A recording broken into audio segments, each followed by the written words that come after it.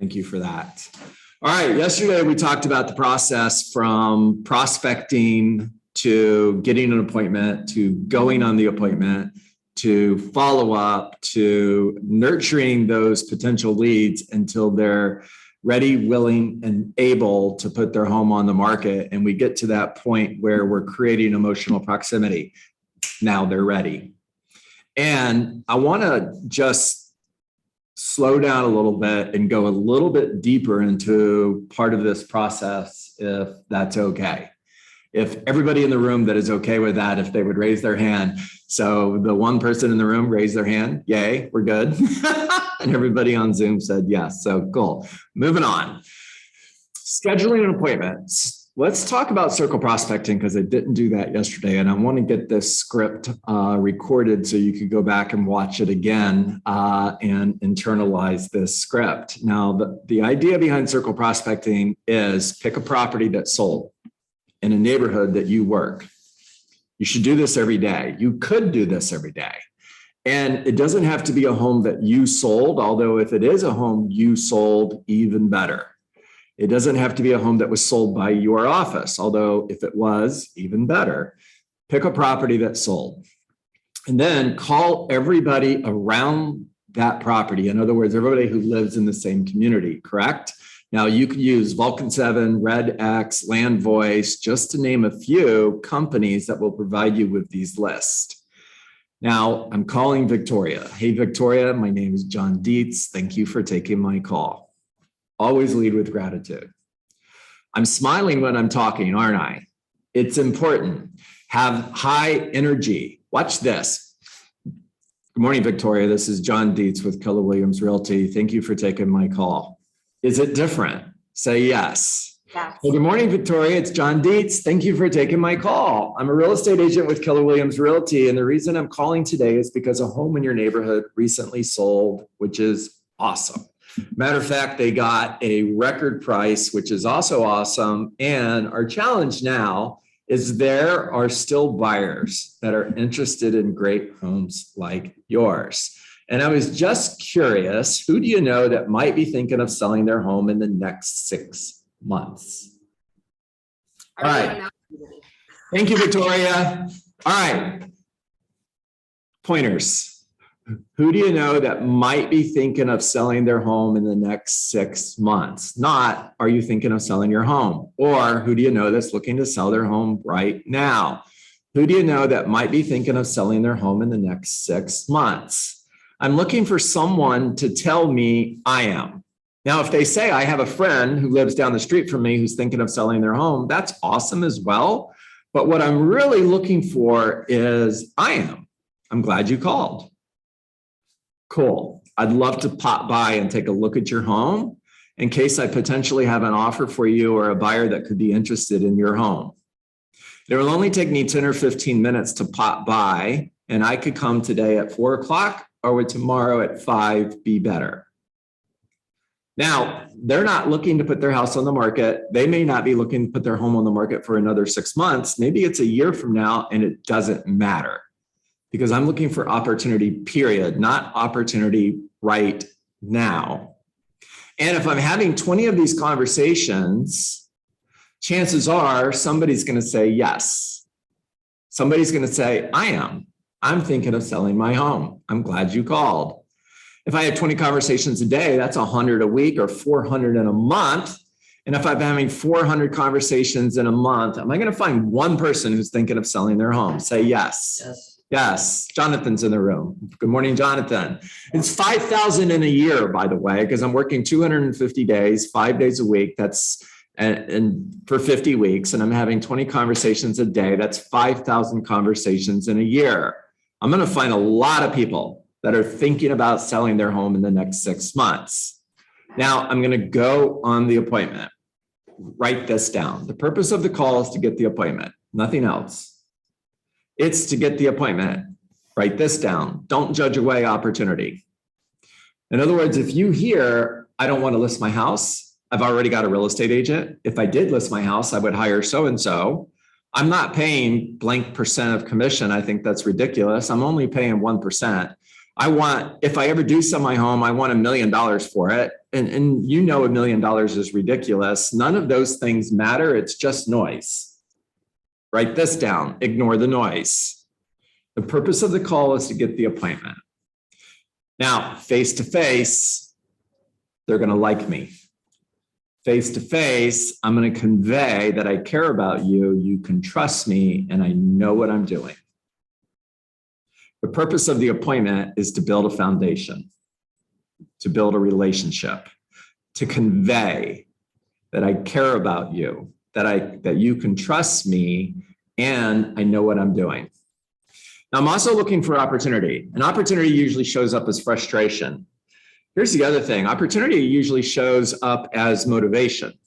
It doesn't always show up as frustration. In other words, Scott Tolar is in the room. Hello, Scott. Welcome. If Jeff is the person that I'm visiting with, and I said, Jeff, just out of curiosity, if your home's sold, where are you moving to? And Jeff says, Atlanta. Really? What's in Atlanta? Well, I'm starting a new job. Wow. When do you need to be there? Oh, not right away. I've got 4 months. To them, that's a lot of time. We know it's not. Now, in order to move to Atlanta in 4 months, let's work backwards. It's going to take 30 days to get his house under contract. Now, could it possibly take less? Yes, but plan on at least 30 days. It'll take another 30 days to close. So there's 2 months. He's got to put the house on the market at least 30 days from now in order to be in Atlanta when he needs to be in Atlanta. So he thinks he has a lot of time. He really has 30 days. Opportunity. Now, when I see opportunity, when I hear frustration, when I see motivation, you know, Jeff, if I'm being too aggressive, please forgive me. However, if you were to hire a real estate agent, you would want to hire an aggressive agent like me, wouldn't you? Tie down. Now, who's going to say no to that? Victoria, if you were to hire a professional real estate agent, you would want to hire an aggressive agent like me, wouldn't you? Yes. Can you imagine somebody saying, no, I want somebody who's lazy? Do you know any lazy realtors? Yeah, I know a bunch of them. And if you want a list of names, I can give them to you. They all work for, no, forget it. I'm not doing that. I never was going to do it. That was a fake. All right. If you were to hire a professional like me, you would want to hire an aggressive agent, wouldn't you? Now, it sounds to me like you might be looking to put your home on the market sooner than later. And if I could show you how I could sell your home for more money in less time, would you be interested in seeing how I could do that? Don't just listen to what the words are. I know you're taking notes. Don't just write this down. Listen to my tonality. Listen to my pace. It matters. If I could show you, Jeff, how I could sell your home for more money in less time, would you be interested in seeing how I could do that? Absolutely. Right? Absolutely. Now, did I ask him to list his house with me? No. Did I ask for a listing appointment? No. Here's the message. Are you at least curious what I would do to get your home sold? I mean, even if you aren't going to hire me, aren't you at least curious what I would do to sell your home? Now, as you build your resume, work that into the script. In other words, when I was listing 12 to 15 homes every month for the Dietz team, part of my script was, Jeff, I get it. You don't want to hire me, but aren't you at least curious what I'm doing to sell an average of 10 homes every month in less than 30 days for 99.5% of the asking price? Are you curious? Okay, Laura, talk to me. I told you guys I would stop if you raised your hand. So here I am. I was thinking, instead of the word aggressive, because to me, it brings up kind of negative emotions, aggression, you know, like you're getting ready to really hurt something. What about if you said determined or diligent? What about a determined? I know it might not be as strong, but I mean, am I wrong here? Psychologically, it might You're not create a more wrong. positive. You're not wrong. And the script and the script is aggressive. You do want an aggressive realtor. Here's just change the way you look at things you look at change. Yeah. Laura, if there was a buyer that was interested in your home, would you want me to follow up with them aggressively? If you were to hire me, would you want me to work aggressively and do everything I could to attract the right buyer and follow up with the agents who are showing your home in order to get an offer, in order to get your property under contract? Or would you want me to be a little bit more laid back? True. I agree. Okay. Coming from that perspective, yes. So the word is aggressive. All right. Okay. Megan, if you put your hand up again because you have a question, please interrupt me and ask. If it's up from earlier, I just noticed it was up. And sounds like it might have. Sorry. I was Okay. on. No, you were on. I was on mute. So you brought up motivation, and I just want to kind of drive that home a little bit because the motivation of a seller is key. You know, where are they going? You know, and I'm going to go back to the moving industry on that. That is part of my script in the moving industry. You know, why are you moving? A lot of times it's, well, because my house is selling and I need to get the hell out. That's why. Other times it's either job motivation, or in my case yesterday, it was deeper than that. You know, her husband, she had just lost her husband and she wanted to be with family and she didn't want to be in Florida anymore. So like you said, you have to listen and really understand what people's motivation. You have to implement that into your business, because if you don't, then you're just a robot. You're literally just reading from the scripts because John Dietz told you to, you know, instead of actually taking in what they said and implementing it into your business. And I feel like that's what the other real estate agents did. Mm-hmm. They didn't listen to why she needed to be in Illinois. Mm-hmm. They just heard that she's moving to Illinois, but moving there first wasn't an option. Mm-hmm. So I think that really goes a long way with listening and then implementing their motivation into your business. Well done, Megan. Very well done. Thank you for that. All right, I want to give you some common objections and how to overcome them. I don't want to list my house. Cool. I understand, and I want to help you sell your home. I don't want to list my house. Sure, I understand, and I want to help you sell your home. I'm waiting until after the holidays. Boy, you're going to get that one a lot right now. You're going to get it. I promise you, you're already getting it if you're making calls.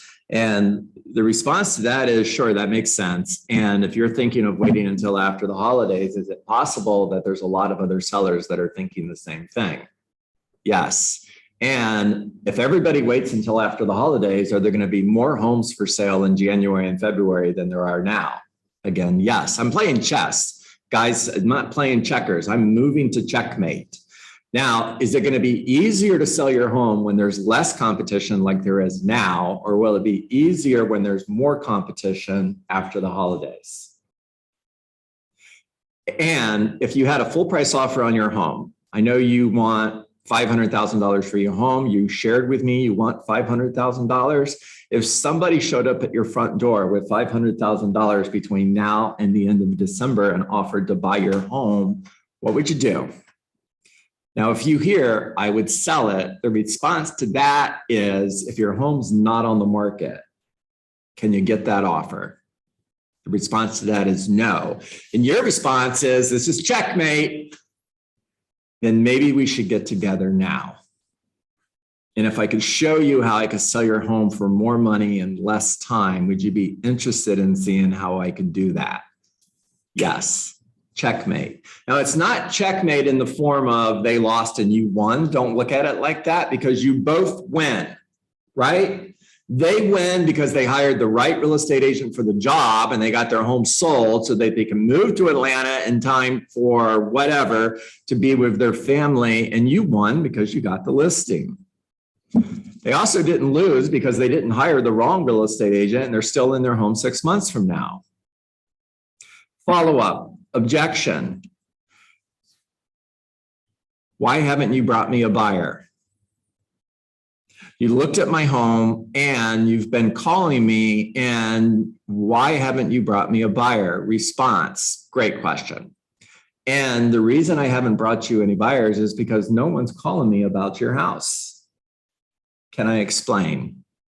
You see, the reason nobody's calling me about your house is because I'm not marketing your property. I'm selling homes, but I'm selling the homes that I'm marketing because I'm attracting buyers to those properties. I haven't attracted the right buyer for your home.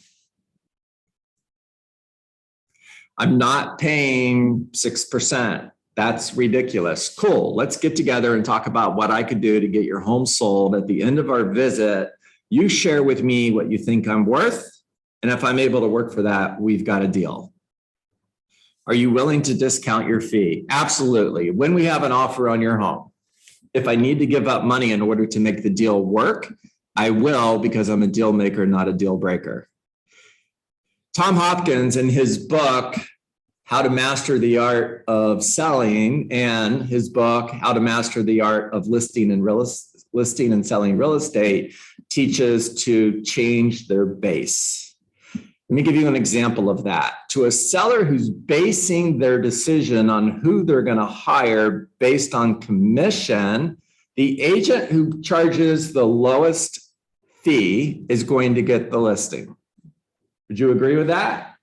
I want to get them to make a decision on who's going to sell their home in the least amount of time, who's going to give them an opportunity to net the most amount of money,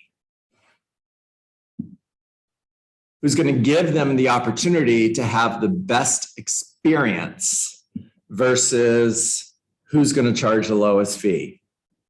Because if they're making a decision based on who's going to charge the lowest fee, I'm not their agent. I'm the wrong guy for the job. I want to change their base. Remember that people will not change their mind, but they will make a new decision based on new information. I'm only paying 4%.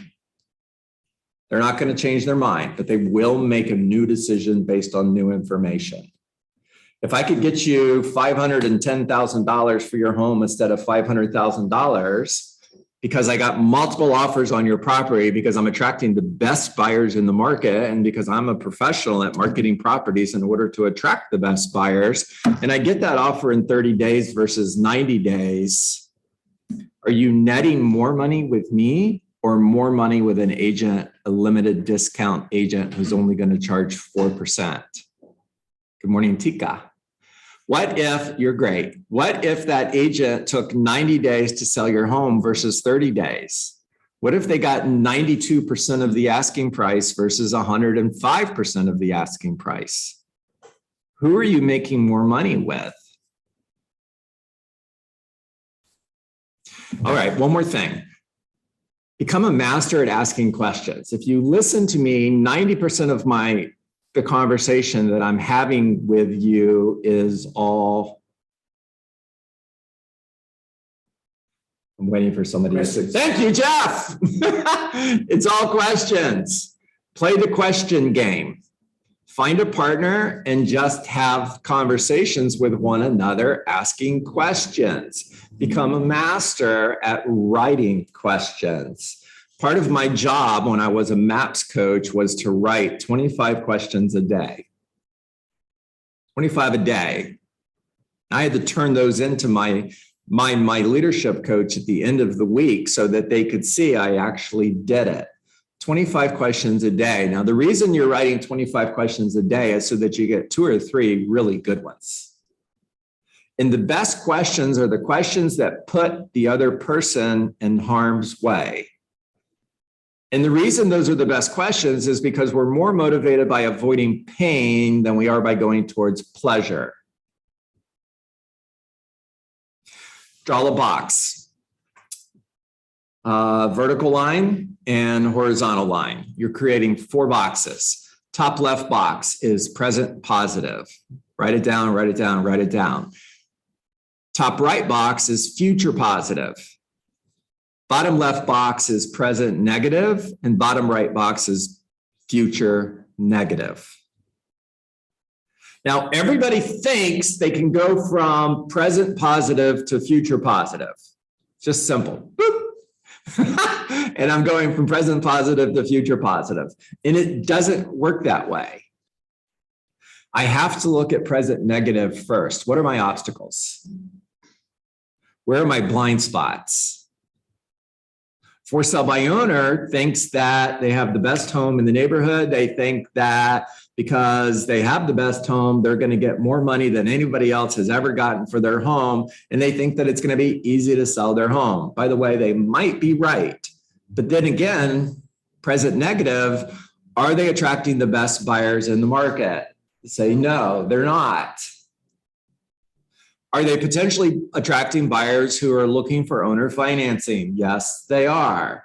A great question to ask a for sale by owner is, have you had anybody ask if you would do owner financing or a lease purchase? If they've had their home on the market long enough for sell by owner, they're going to say yes. They're going to go, wow, how'd you know? Because you've got a sign in your front yard that says, everybody who can't afford to get a mortgage, call me. Think about that. If I'm a buyer and I call Tika because she has a house listed and Tika's a professional, one of the questions she's going to ask me is, John, are you paying cash or are you getting a mortgage? Well, Tika, I'm getting a mortgage. The next question it's going to ask is, have you been pre-approved? No, I haven't. Now, because she's a professional, she's going to say, well, I'm going to have a lender give you a call so we can help you with that. And if Tika finds out that I can't get a mortgage, is she driving around showing me homes? Say no. Eventually, I'm going to find out nobody's willing to drive me around and show me homes because I can't get a mortgage, yet I still want to buy a house. So who am I going to call? Not the Ghostbusters. Who am I going to call? For sale by owners. They're the only ones left. They have a sign in their front yard that says, if you can't get a mortgage, call me. Present negative. Now, if you ignore present negative, you end up in future negative. That's where pain lives. So I'm literally going to drive to that box and I'm going to park there until they say, John, stop. What would you do to sell my house? I get it. Stop. This is too painful. Stop. I hear you. What would you do to sell my house? Future negative questions. If the market shifts between now and the time you sell your house and it ends up selling for less, how are you going to feel about that? If it causes you to not be able to sell your home and you're still here, it's 6 months from now versus being in Atlanta. How do you feel about that? If you end up not being able to sell your home, period, and you're still here 5 years from now versus being in Atlanta with your family, how does your family feel about that? If you had a crystal ball and you knew that you were going to sell your home for $500,000, would you rather sell for $500,000 in the next 30 days or 6 months from now? What's your holding cost? Between your mortgage, your taxes, your insurance, and upkeep, you're probably spending $4,000 to $5,000 a month. So 6 months, you're spending $30,000 not to sell your home. And it would only cost you $15,000 to hire me. Now, would you rather spend $15,000 and sell your home in 30 days and move to Atlanta and be with your family, or still be here for 6 months from now, and now it's going to cost you $30,000 to sell your home?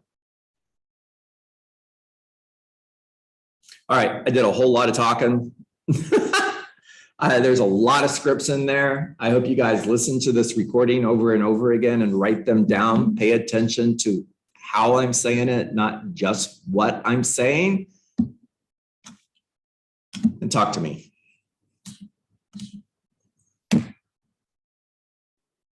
Are we going to talk about present positive and future positive in tomorrow's call? Absolutely. We are now. Thank you. Yeah. So I'm making notes, lots of them. yeah. And Lance, I'm literally sitting at the kitchen table Guys, I know we're past 9:30, but I'm just going to keep going because I think that I should. I am sitting at the kitchen table with a legal pad. Zig Ziglar called it a thinking pad. And I'm literally drawing pictures as I'm talking, which means I'm doing this. And I'm asking them, present positive. I've got the best home in the neighborhood. It's updated. There's no inventory. It's a seller's market. They're telling me everything that's present positive, and I'm agreeing with them. Absolutely, absolutely, and absolutely. Now, future positive. I'm going to move to Atlanta. I'm going to buy a beautiful new home. I'm going to be close to my family. My kids are going to be in this amazing school, and we're painting a picture. Logic makes us think, emotion makes us act. And I'm painting a picture, I'm creating positive emotion around future positive. Present positive, future positive, present negative. Now, let's just look at the potential obstacles. What is potentially between where you are and where you want to be? And here's what I want you guys to hear. If you ignore this, you end up here, which is future negative. Now I'm going to go here and I'm going to park. I'm going to park on pain. Write that down. Park on pain. I'm going to park on pain until they literally ask me to stop. John, stop. I get it. It makes sense. Didn't think of it that way before. I understand it differently. Now I am ready to make a new decision based on new information. What would you do to sell my home so I can get here? You mastered this? Huh? You're Tom Brady in the NFL. You are the Tom Brady of real estate. Lance, does that make sense? Can you see yourself sitting at a kitchen table with a legal pad and having that conversation? Not only can I see myself, you just made my life 100 times easier. Because from what you guys have taught me and Victoria when I first started, I would sit down with the notepad, but I would just write lines. Now I can sit down and do a John Dietz. Love it. And what I'm hearing, if I'm correct, what I'm hearing is future positives are their goals. Yeah. When we sell your home, what would you like to do? Yeah. So that goes in future positive. Plan B, what happens if we don't sell your home for $500 million? Future negative. Better script, Lance. I don't want to correct you. And if the market rejects, if the market rejects our offer, what's plan B? If the market rejects $500,000, what's plan B? I'm going to rent my home. Oh, I love this one. Future negative. Here we go. What's your greatest fear if you rented your home? I get it. May be the right thing for you to do. By the way, Tika, it may be. It absolutely, as a real estate professional, I'm a consultant who is not attached to the outcome. So if renting your home is actually the right thing to do, I'm going to help you make a decision to rent your home because it's the right thing to do. However, before you do that, what's your greatest fear if you were to rent your home? Well, my greatest fear is somebody's going to move into the house and they're not paying rent. They're in there 6 months, not paying rent. I'm still paying the mortgage. It's going to take me 6 months to evict them. In the meantime, they're trashing my house and I get it back with $20,000 worth of damage. Pain, pain, pain. Now, if that were to happen, how would you feel about that? Yeah, and if you could see Tika in the room, it was like, oh no, I don't like that. So if they respond, I wouldn't like that, then don't rent your home. You have to have an invest script. You have to have an investor mindset in order to rent your home. In other words, it's no longer your home if you're renting the property out. It's no longer the Taj Mahal that you've spent the last 10 years making beautiful. It's now an investment property. And as an investor, you understand that part of being an investor is you're taking risk. Are you okay with that?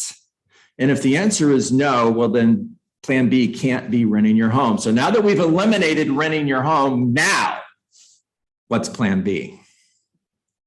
Stop and just listen and let them sweat it out. Because the only right answer is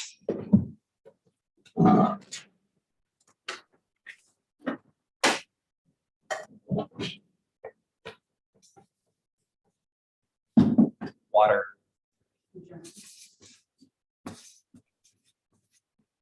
Present positive. My house is worth $500,000. I've got the nicest house in the neighborhood. I'm going to get $500,000. It's a seller's market. I'm absolutely determined I'm going to get $500,000.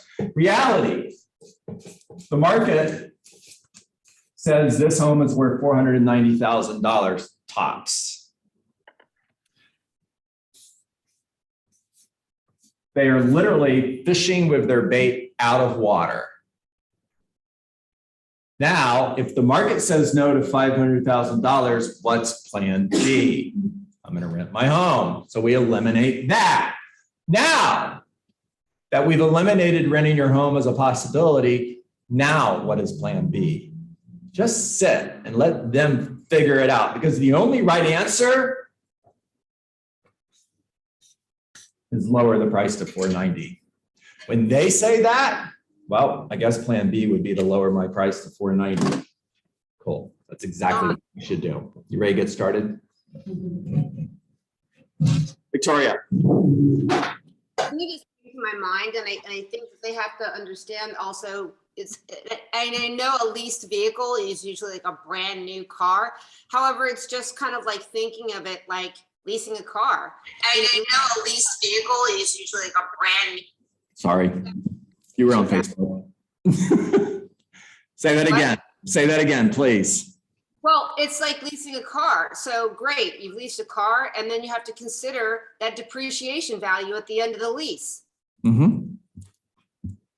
So you're leasing your home. What will that depreciation be when you want to actually go put it on the market? Okay, great analogy. And analogies, thank you, Victoria. Analogies work. Use analogies. And after you've used analogy, I'm going to give you a great script to use. This time is kind of like that time. This time is kind of like that time. Great job. All right, did you guys get value today? Yes. Yeah. One person did. Two people did. Absolutely. It's amazing. Yes. All right, thank you. I hope you got your money's worth. Don't forget it was free. And if you're part of my Coral Springs family, I hope to see you at the holiday party tonight. It's going to be amazing. Everybody make today an amazing day. I will see you tomorrow morning live at 9 a.m. Holiday party tonight. I will not be going to bed at my normal 8 p.m. time. But I will still be getting up at 3:30 like I do every day. So if I show up tomorrow morning a little bit more tired than normal, you'll know why. All right, time to get to work. What is work? Work is 20 conversations, or it's 10, or it's 5, whatever your standard is. It's a standard. It's a non-negotiable standard.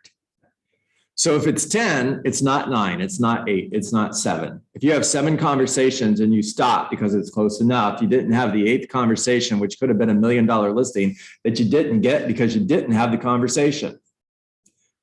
Have care conversations, not sale conversations. Always lead with gratitude. Bring value to every conversation. Focus on getting an appointment, getting a referral, adding somebody to your database, and building a relationship. Find somebody today that is thinking of selling their home. Whether it's 30 days from now, 6 months from now, or a year from now, doesn't matter. because you're looking for opportunity, period, not just opportunity right now, opportunity, period. Meet with somebody today that is thinking of selling their home and then follow up forever, because you reject rejection, and no is not a word that lives in your vocabulary. No simply means not yet. When you follow up forever, you're creating emotional proximity. Emotional proximity simply means that I'm going to hire the person who's closest to me when I make a decision to sell my home. And Jonathan, when you've created that emotional proximity and that seller makes a new decision based on new information, that new decision will be to hire me. There you go. All right, everybody, make it a great day. Have a great time tonight. Yes, thank you for that.